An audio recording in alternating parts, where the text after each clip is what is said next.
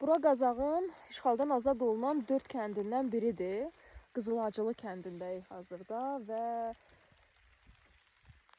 düz yuxarıda Azərbaycan bayrağı dalğalanır. Ola bilsin ki, bəlkə də videoda tam görünmür, amma orada Azərbaycan bayrağı dalğalanır. Azərbaycanın sərhədçiləri xidmət göstərir. Səhər saatlarından biz çəkiliş aparırıq ərazidə. Bağanisarım, Aşağı Əskipara, Qızılhacılı, Xeyrimli kəndlərində olmuşuq.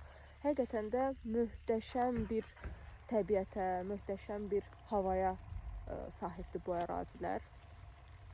Amma təəssüflər olsun ki, bax bu yoldan kənara çıxa bilmirəm. Çünki ətraf minalarla çirkləndirilib və belə mina işarələri də var ki, əraziyə daxil olmaq olmaz. Hətta bizimlə birlikdə burada o vaxt yaşayan, işğal nəticəsində buradan didərgin düşən şəxslər var idi ki, bu onun evi idi, amma ora keçə bilmədi.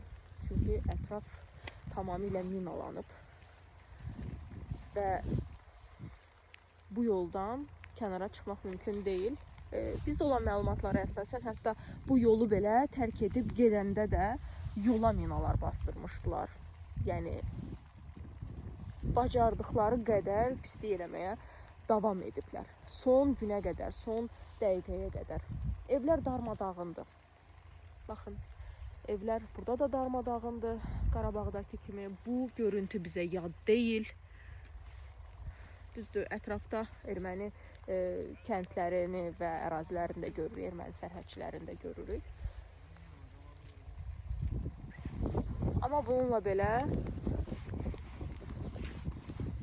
kənd artıq Azərbaycanın nəzarətindədir. Və tez bir zamanda biz əminik ki, burada Azərbaycanlılar qayıdıb yaşayacaqlar. Azərbaycanın aidiyyatı strukturları burada da abadlıq, quruculuq işləri görəcəklər.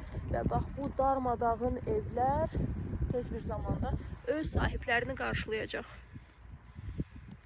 Və təbii ki, göl necə gözəl, möhtəşəm bir coğrafiyaya sahibdir. Göyəzan dağı, göl. Çox gözəl ərazidə yerləşir bu kənd.